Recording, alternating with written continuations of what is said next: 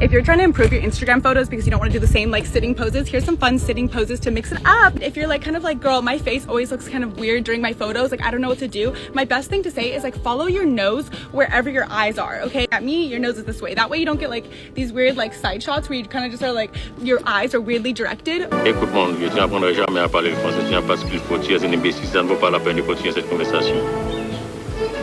Slow down. Eyes follow nose always, and that way you have some good photo. When you're taking the photo, I always like to, instead of sit like, you know, just straight and boring, I always like to pop one hip to the side when your arm kind of stiff, okay? You always want your elbows to be in, okay? So always, and then just mix it up, you know, with like your smiles or serious, or I hope that helps you mix up your Instagram photos. Écoute mon vieux, tu n'apprendras jamais à parler le français, tu n'as pas ce qu'il faut, tu es un imbécile, ça ne vaut pas la peine de continuer cette conversation. I don't know, maybe it's just me, but I don't see how twitching around like an epileptic and acting like a pixie dust addict is supposed to make you look photogenic. And come to think of it, I really don't see how this is advice. You're just telling chicks to contort their bodies to somehow appear more attractive for a camera, but isn't that what the filters and the makeup are for? I think this raises a bigger concern because I'm starting to get worried that the kinetic motion of these women are so essential to the planet's rotation that if they were to stop moving at any time, then the planet might actually slow down with its rotation and might screw humanity even more than it already has. And I never thought that was possible, but I guess this is what society gets for allowing shame and modesty to be replaced with vanity and a 4th grade reading level. I don't know. I think a lot of us are starting to get frustrated that we're not guessing the proper name of the intergalactic space god Yigmuligar. All hail. Hang on, let's see. Oh, damn it. I'm sorry, gentlemen and gents. I honestly thought I had it this time. Okay, God! Let me have it! I promise, if you start doing this, you will literally become the happiest, chillest person, the luckiest version of yourself. You'll literally just be like a little magnet, a little luck magnet, attracting all this goodness towards you. And it's simple, it's really easy.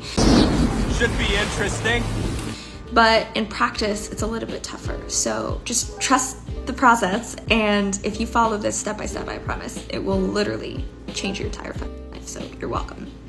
What you wanna do, next time you feel like you're in a negative situation and you're having a negative emotional response to a situation, I want you to take a second and step back and bring awareness to any positive things happening in that situation. That doesn't make sense. Woman, I'm just gonna stop you right there. What you're proposing is literally impossible. In order for a modern woman to sustain her existence, she needs 3 things: makeup, cans of cake frosting, and copious amounts of pure misery. And there's no sense of denial that will ever change that. Allow me to propose a scenario for you, sweetheart. Let's say that Chad dumps you for the umpteenth time. The most positive thing that you can find is usually that you tell yourself your true love is on the way to save you. But even that is rooted in negative desperation. You need negativity the same way a fish needs water. Without this perpetual misery, you can't get internet sympathy. And without internet sympathy, you get no validation. And without validation, your life is completely meaningless. Ergo, this advice is about as worthless as your tattoos. You can't trick yourself into promising yourself anything, woman. Your antidepressants won't allow for that. Because what you focus on always expands. Always. This is literally the law of attraction. So if you focus on any, even if it was just a little thing, any little positive thing in a situation, you will literally draw more positivity towards you, and you will start this snowball effect that brings more positive and luckiness into your life. This is because our brains have something called a confirmation bias. Our brains literally search out proof to help prove our beliefs right. So if you believe that you're stuck in a negative situation, you will keep attracting that. But if you start to focus on the positive, even if it's just a little bit, you will start to find more proof of that. Your brain will literally just go and start seeking out more opportunities and proof and facts to prove you right, that you are in a positive situation.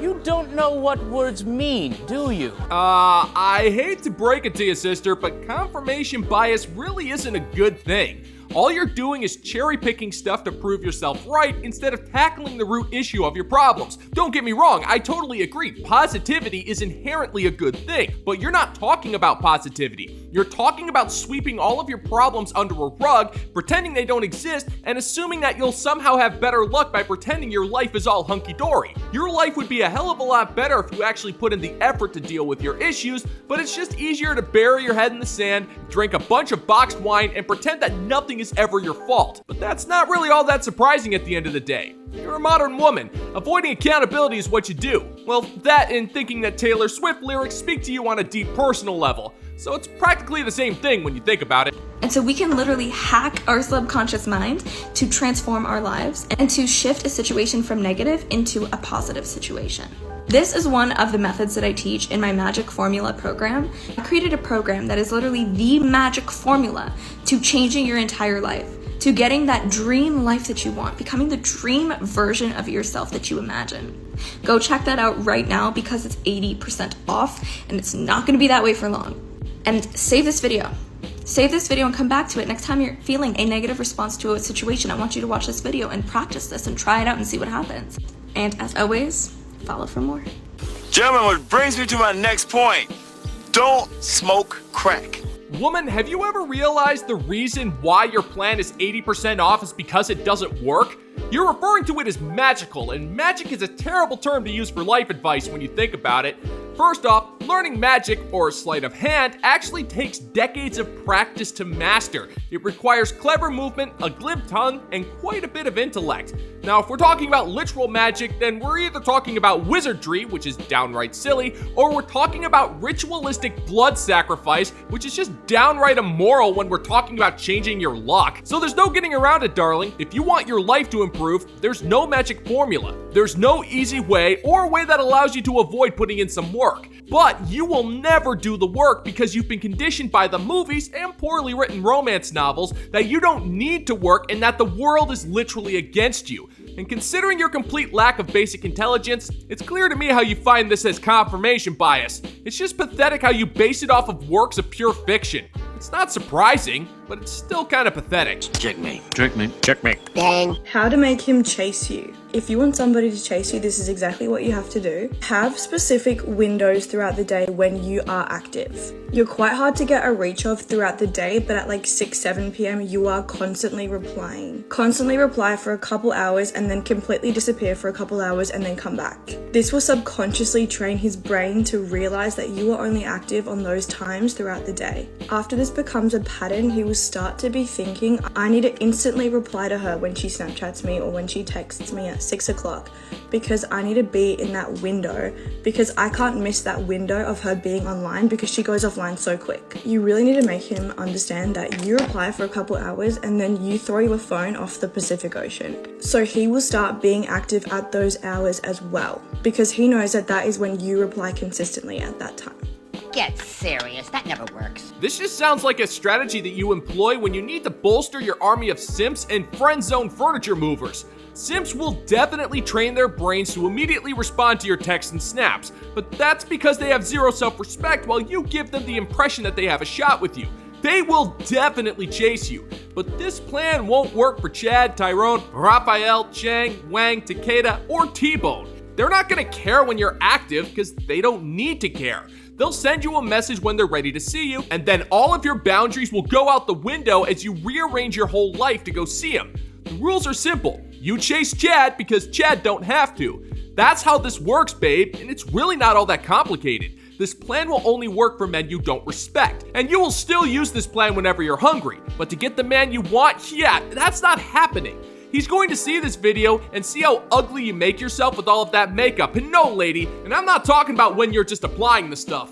And it's important to completely go off the grid after a couple hours so it trains his brain to be like, I need to reply right now or else I am going to miss my opportunity of talking to her today. If you are constantly replying, you are constantly answering his calls, you are constantly saying yes to hanging out all the time, then there is quite literally nothing for this man to chase. he will be replying to you while he's waiting for that other girl to get back on her phone. And that is when people just start entertaining you because the other person is busy. You need to make this person curious about you. When you're going out, you don't say who you're going out with, you're just going out with friends. What did you do today? I saw my friends. You cannot be a sloppy drunk around him being like, come home with me, come home with me. You need him to wonder where you're sleeping, where you're going when you leave the club. Because it's not his bed, because we don't do sleepovers in the talking stage. And this is so important because if you want somebody to chase you, you have to give them something to chase. The idea of you sleeping over is so much better than the actual sleepover part. Like, hang out with him until the early hours of the morning and then go home. Great plan. Thank you. He likes your plan, Chief. Lady, you do realize you're talking to a camera, right? You know you're not talking to a mirror. I mean, that's what this is. You are trying to convince yourself not to do the things you've been doing when you go out. You're trying to do the exact opposite of what you've been doing for the last 10 years, and you still have that mindset when you're going to meet the man of your dreams in a club. And to a certain extent, you're right. You will meet him, and you'll most likely sleep with him, but you won't keep him. Chad is a man of discriminating taste, and he's not going to settle for some drunk broad who was grinding up against him in a club. There's no point. And even if you're resorting to mind games the second you meet him, he's already determined that you're not even worth a quick dumping session in the alleyway behind the club. Like I said, this will only work for simps, which are men you'd never entertain the idea of sleeping with anyway. So your plan is just as worthless as those cosmetics you constantly rub onto your skin. Because you want him to wish that you stayed over. You need to make it exciting. You need to make it almost seem like it's a big thing when you finally sleep over. And even though it's nothing for you, this will make him feel like, oh my god, finally, I've accomplished something with her, even though you've been plotting it the whole time. Guys chase the girls that put themselves on those pedestals. You are your first priority and it's not him. The second that he knows or thinks that he is the first priority, he will start chasing the girl that puts herself as a priority because that is hot. Independence is hot. Putting yourself first is hot. The key to getting someone to chase you is them just like not knowing if you'll even reply if they message you. Like they're just shooting their shot, but they actually aren't sure if you're even gonna reply. And this is why you cannot be a yes man, because you do not want this person thinking that they could ask you anything and you would say yes. You don't want this person showing his friends his phone and being like, I bet I could get her over tonight. Yeah, she does anything I ask, like just watch. Love you. What we got here is a little game of show and tell. You don't want to show me nothing, but you tell me everything. But you're not independent. You think you are because you have money and you order your own takeout, but that doesn't make you independent. That makes you a barely functioning adult. And if you were truly independent, you wouldn't care about these men. You'd be too busy living your life to care. But you've convinced yourself that men want women who are broken, brainwashed, and absolutely bonkers.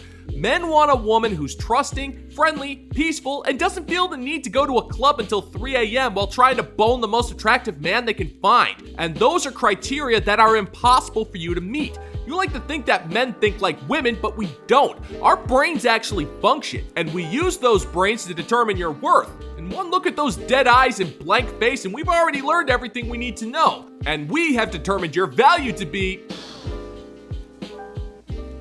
nothing! Absolutely nothing! Stupid! You're so stupid! Guys, I don't know, like, I have, like, a bunch of, like, guys that, like, slide into my DMs or, like, add me on Snap, and they're like, hey, you're so pretty, like, not to sound, like, in the most humble way possible. I've heard that before. Like, thank you. And I'm gonna say thank you, but, like, there's, like, cute guys on my Snapchat, like, and I'll be like, oh, they're so cute. Like, I put a heart next to their name, like, so I, like, remember to snap them, like, every girl does, you know? And I just forget. Because, like, they're not interesting. Like, you're cute. But what else? Boring. I honestly think we should start a modern woman's dictionary to translate some of these terms she likes to say. We have a woman here whose vocabulary is limited to less than 62 words, with 3 of them being variations of the word like. And she's trying to use the word interesting, which is a terrible idea because she has no idea what that word actually means. It's clearly not a representation of what she wants. It's impossible for her to find a man that's intellectually stimulating because the closest thing she's ever come to intellectualism is watching The Purge. And even then, I still think that movie may have been a little too complicated for her.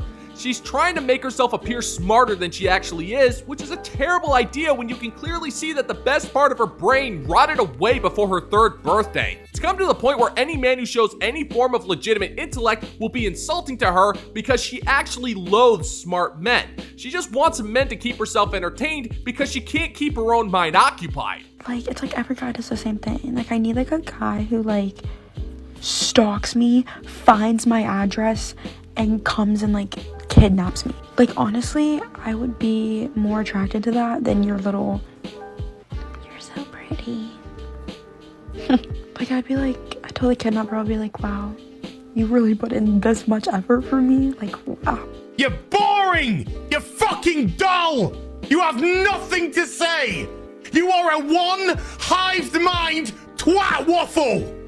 Okay, so by interesting, you mean a good-looking psychopath felon to break into your home, violate your personal space, and take you against your will, not to mention do all sorts of unspeakable stuff to you? God, where do these broads come up with this garbage? I blame social media, a lack of personality, and complete boredom. These broads are so boring that they think a criminal apprehension is some sort of romantic gesture. But it's really not all that surprising when you have women suing men who perform CPR while being unattractive. But what's really crazy is, let's propose this fantasy becomes a reality. Chattable Lecter breaks into this woman's apartment, kidnaps her, and does some terrible things. Do you think she'd press charges, or would she drop them because she found his actions flattering? It's sad to say, I honestly don't know at this point, considering we have straight up felons who have a massive fan base of lonely women. Meanwhile, an average man who's done nothing wrong is forced to pay for the crimes of the good-looking men. I feel like if there was no justice in this world, then that would be a drastic improvement.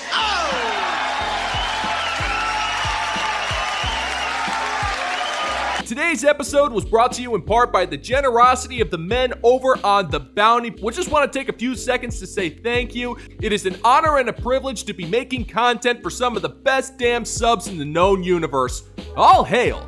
If you're interested in supporting the channel, check out the Bounty Board over on Patreon, where for $5 a month you get access to exclusive content you're not going to find anywhere else, as well as a permanent producer credit, as well as a personalized shout out from yours truly. The link is in the pinned comment down below. And of course, you can always support the channel by liking this video, subscribing to the channel, or double checking to make sure your subscription is still active, sharing this video, and leaving comments. There is always more than one way to give the good old-fashioned middle finger to the YouTube algorithm. Thank you for checking out the new video, gentlemen and gents, and until next time, peace out, homies.